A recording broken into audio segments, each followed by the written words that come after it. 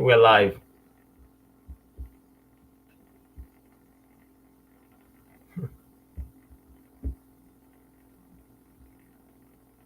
Sorry about that, guys. I'm just having a little bit of connection trouble.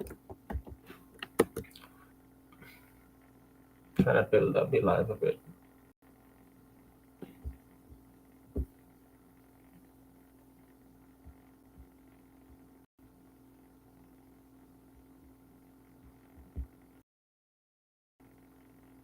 I'm gonna do Hawkinson. You know, if he starts the morning edition, he always likes to play music.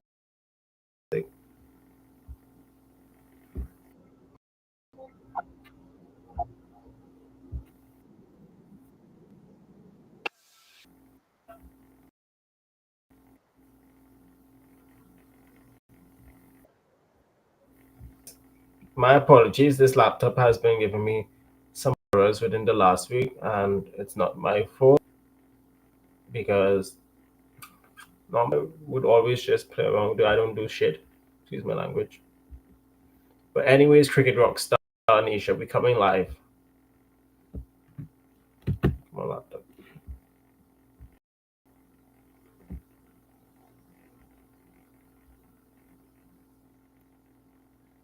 Testing, testing, testing. Aha.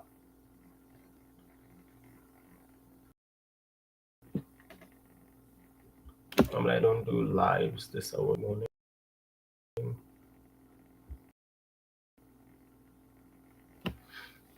I keep on rising.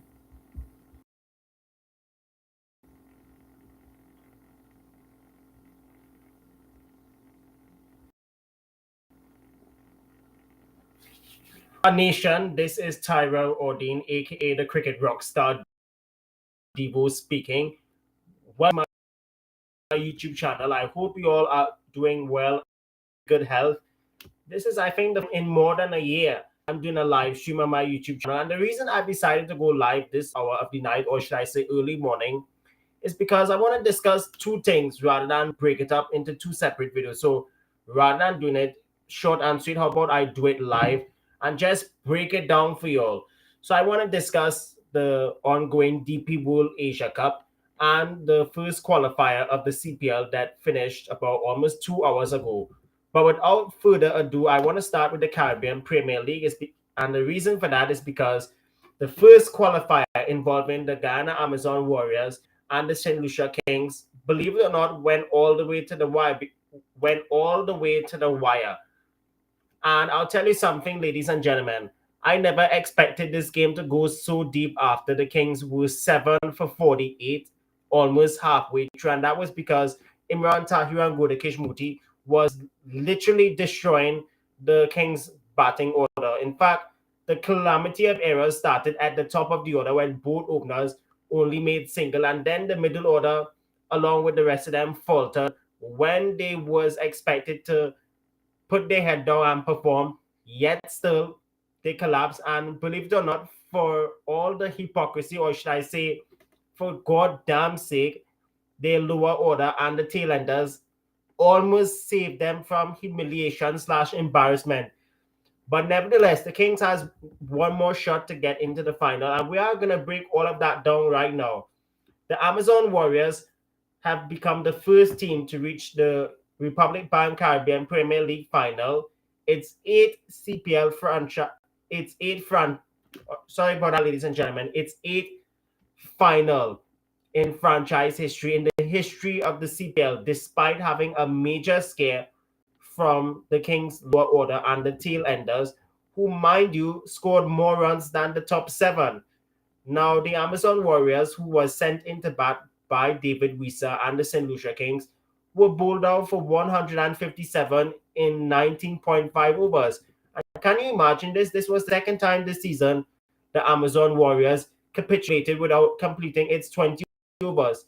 There were key contributions from the top order: Ben McDermott, the Australian, with 34, West Indies white ball captain Jay Hope with 32, to go along with a few tweens and 20 odd scores, but no one ticked on to score a big one, as it will be a huge concern for the Warriors going into the final batting wise.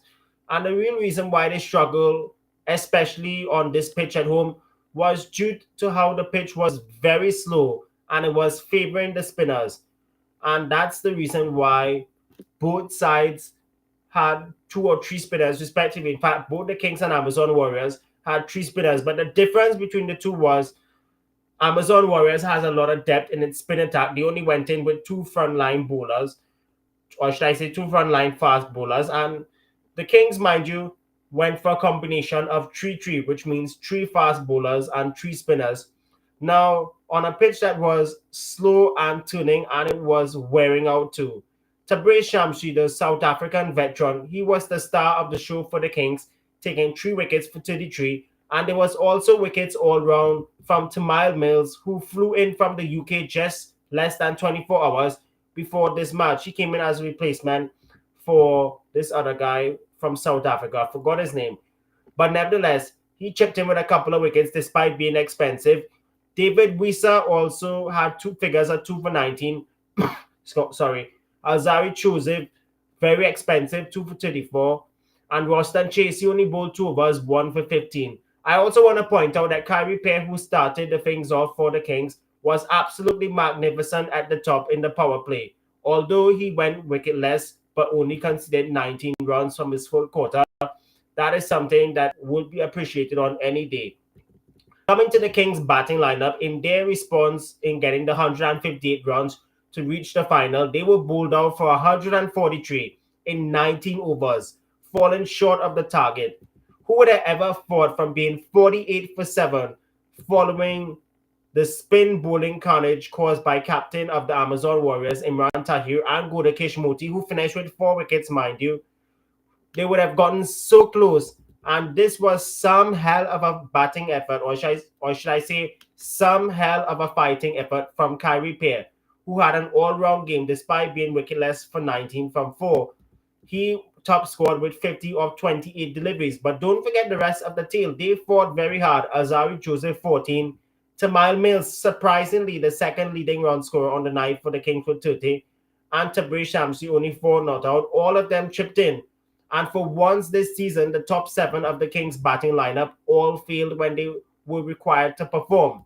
Gudakesh Moti, as I mentioned earlier, was simply outstanding. And not surprisingly, he was adjudged the player of the match for not just his match-winning bowling figures of 4 for 30, but the way how he has been bowling in the last 2 games. And very interestingly enough, in the last 2 games he played, he took 9 wickets and conceded only 51. Now, surprisingly, or should I say not surprisingly, now the Amazon Warriors coming into this game was supposed to play 3 frontline pacers. That meant that Shamar Joseph would have played. However, he got injured in the last game. He injured his shoulder while diving for a catch. I don't know what will be his fitness update going into the final. And they'll also be concerned about doing Pretorius too because he landed awkwardly, but thankfully he did get back up. But you got to take it very careful, especially in massive stages like this. Now, with this victory, the Ghana Amazon Warriors, they will have Thursday, Friday, and Saturday off to rest and train for the final on Sunday. And this will be the 8th CPL final. Now, in the last 6 or 7 appearances in the final, they've only won once, which was against TKR in 2023, which was a lopsided show. And the other finals they have appeared in the past before this one, the 5 finals, or should I say the past 6 finals, they have lost. Last year they lost to the Kings in what was a very close game till that big over from Aaron Jones. But on the other hand, Amazon Warriors, I think they have the advantage due to the fact that they have about 3 or 4 spinners in their attack, and they will be hot favorites for the final. As for the St. Lucia Kings, despite losing this game, will get one final chance to make it to the final by playing the Trimbago Knight Riders, with the winner going straight into the final on Sunday. And who would have ever thought at one stage in this campaign, the Knight Riders and the Kings, and I'm mentioning the two sides because coming into the final match of the league phase, they were number 1 and number 2, coincidentally. And I would have never had thought that the 2 favorite teams I had chose to support from the beginning of the campaign would have been playing in the final qualifier for a spot in the CPL final. But nevertheless, it's all to play for on Friday night. It's It's win, go home, or no forgiveness for either team. And this goes not just for TKR fans, but also for the Kings fans too. And before I get into the next part of the cricket business, I have a monologue that I would like to read, and it has nothing to do with CPL. It has to do with cricket in general. So before I get into the Asia Cup drama, this is my monologue, something I have never done doing any videos or live streams. So listen to this, guys. They say cricket is the gentleman's game, a sport of skill, patience, and decorum, a world away from the messy contentiousness arena of politics. And for a long time, we've tried to believe that. We held on to the notion like a fielder clinging to a match winning catch, but history, like a fast bowler, has a way of shattering illusions. It has shown us time and again that the cricket field is not and never can be an island. It is a stage and sometimes a very powerful one for protest. We can penalize them, we can ban their slogans, we can try to scrub the politics from the pristine white of the uniform, but we will never truly succeed because the players are people.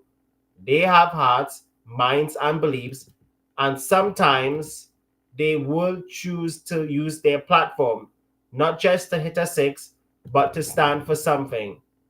And when they do, they remind us that the game of cricket in its truest form is not just about a bat and a ball, it's about a test of character and the courage to speak your truth even when the rules tell you to stay silent. This monologue that I came up with has to do with all what has been transpiring with India and Pakistan and the no handshake debacle slash bacchanal that occurred post the two teams Asia Cup match on Sunday, where the Indians defeated the Pakistanis by 7 wickets. I'm discussing this ongoing Asia Cup because there's too much hypocrisy that's happening behind the scenes. We saw the other day in the India Pakistan game that the Indians refused to come out to shake hands with the Pakistanis, but I want to come down hard on the PCB.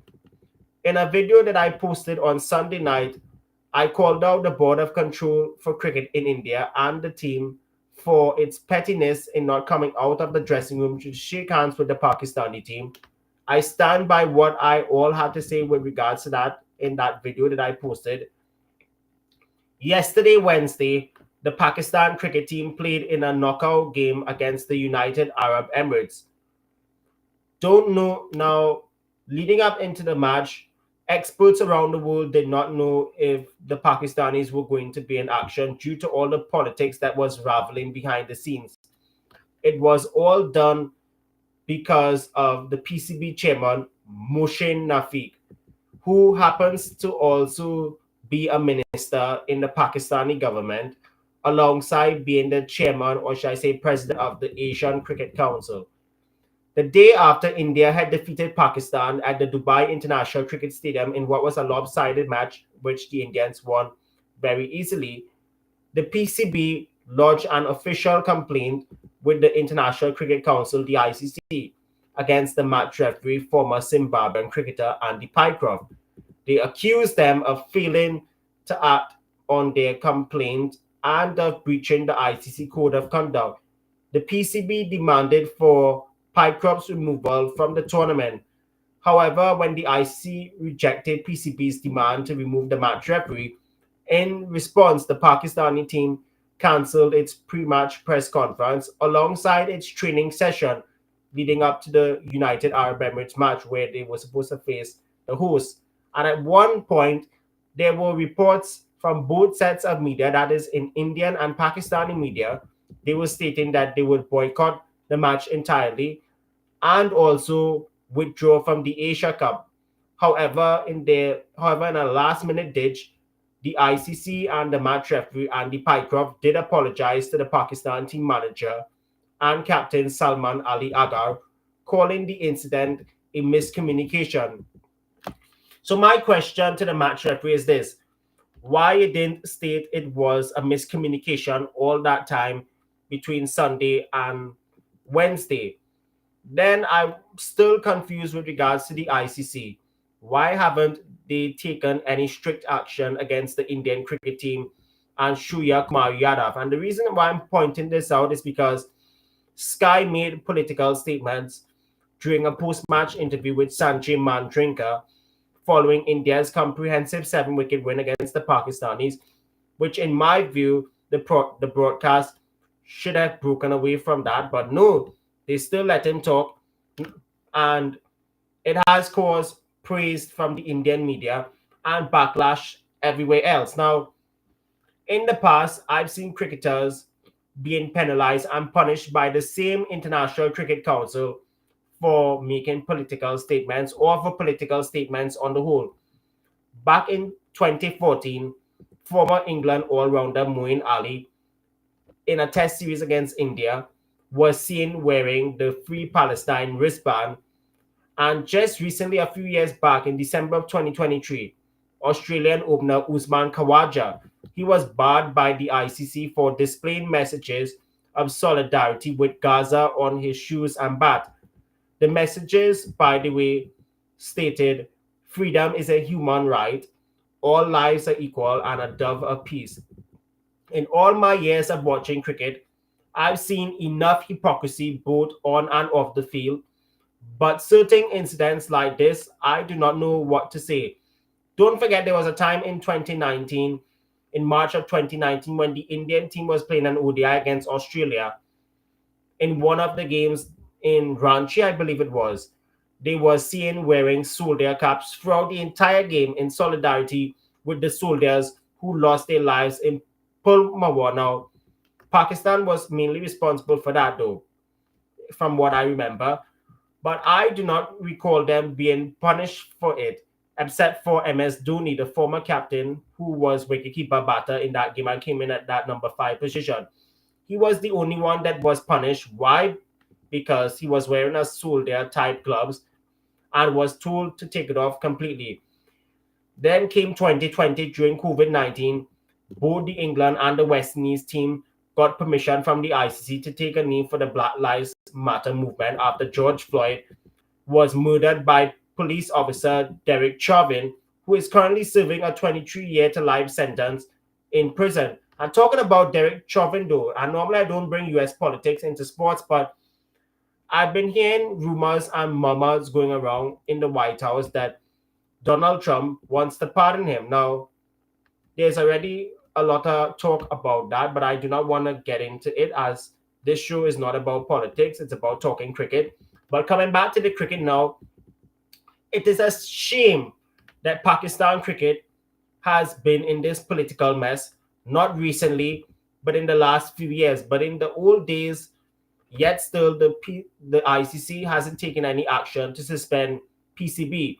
Now, this is the same ICC I'm talking about that tried to suspend Cricket West Indies back in 2014, 2015 due to the West Indies team pulling out of the Indian tour. And therefore, CWI, about, if I remember that quite well, there was that conflict between CWI and the players, which led to them walking out after the fourth game. And therefore, CWI lost more than 50 million to the BCCI. And there was a time, just a couple of years back, Sri Lanka cricket was suspended for political interference. And that was resolved very quickly. Look at how Sri Lankan cricket has improved, not just in test, excuse me, but also in limited overs cricket. They have improved a bit, but not like how they used to be before. Yet still, Pakistan cricket continues to go way backwards. Yet still, they have not been suspended in any way for political interference, despite the fact you have a prime minister that is patron in chief in PCB, which has to be somewhat of a conflict of interest. And you also have politicians that has important roles in the cricketing side of things. Now, this video, mind you, this live stream, I should say, beg your pardon, has nothing to do with Baba Azam, Mohammad Rizwan, Shaheen Shah Afridi, or any of the past or present Pakistani cricketers. But the hypocrisy is what I'm talking about. And what's worse enough, ladies and gentlemen, and coming back to what has been happening in the past few days, former cricketers, especially those in India and Pakistan, have been seen making controversial slash foolish statements. Recently, a few days ago, on a local television station in Pakistan, former middle order batter Mohammad Yusuf, who I admired a lot as a batter growing up and watching the Pakistanis play on television, alongside the likes of Inzamam Ul Haq and Yunus Khan. Now, they were those who I admired a lot, but when they talk on platforms, sometimes it can be ridiculous. But Yusuf was seen calling the captain of the Indian team, Shriya Kumar Yadav, a pig. And that led to major backlash across the border, even in Pakistan too. He was forced to apologize on Twitter, formerly, or should I say X, formerly known as Twitter. He was forced to apologize, even though he called out the hypocrisy. Sorry, ladies and gentlemen, I'm having a bit of a technical issue. He was forced to apologize. He even called Indian media praised former bowling all-rounder Irfan Pathan for calling his former Pakistani teammate Shahid Afridi, who happens to be also an expert on the same network with Yusuf. What I meant by what Yusuf said in a post on X, formerly known as Twitter, recently on an Indian TV show, Pathan called Afridi a barking dog, which has triggered not just massive backlash in Pakistan, but praise on the Indian side. On the whole, comments like this must be condemned, whether you're an Indian or a Pakistani or a neutral saying nasty stuff quite like this. You can't lose. Now, saying these kinds of things can make you lose your reputation very quickly. This is the same Irfan Pathan, mind you, alongside the likes of Yusuf Pathan, Shikhar Dhawan, Harbhajan Singh, and Suresh Raina that backed out of the World Championship of Legends match against the Pakistani Legends just over 2 months ago. On both occasions, mind you, both the matches was forfeited, which led to Pakistan getting a point from the league phase, and India champions got a point also from the same league phase.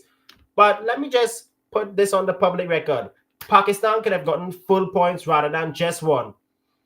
They would have also went on to go straight into the final two where they lost to South Africa. This is after in the semi-final the Indians refused to play the Pakistanis. This was just after hammering the West Indies champions in the last league phase match. I remember watching every single game of the World Championship of Legends, but didn't even comment on it as I was following the England India series at that time. But Pakistan, once again, despite all the political hiccups and drama behind the scenes, they did overcome the major hurdle by advancing to the Super Fours, where it's not going to be easy for the men in green.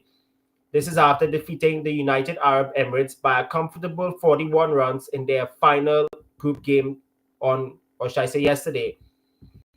If it wasn't for the late intervention, they would have been on a plane back to Pakistan and missing the Super Fours. But having said that, this will give them confidence. However, its top order needs to fire against India and the two other confirmed teams that are yet and the two other teams that are yet to be confirmed. This is after Bangladesh have kept their Asia Cup campaign alive with a narrow victory over Afghanistan by the lowest of margins. Now, in the Pakistan UAE game, Shine Shah Afridi made 29 odd runs and took up a couple of wickets and was adjudged the player of the match award. Had it wasn't for Shaheen's innings, Pakistan would have gotten less than that and would have had to fight hard to stay in the game. With all of that being said, from CPL to the Asia Cup, that's going to do it for this special live edition right here on my YouTube channel. If you guys liked it, please like, comment, and subscribe platform for more interesting comment like this. Maybe the next CPL playoff game on Friday night into Saturday morning, I will do another live stream and break things down. Remember, guys, be good, be cool, stay frosty, and we'll continue. Bye now.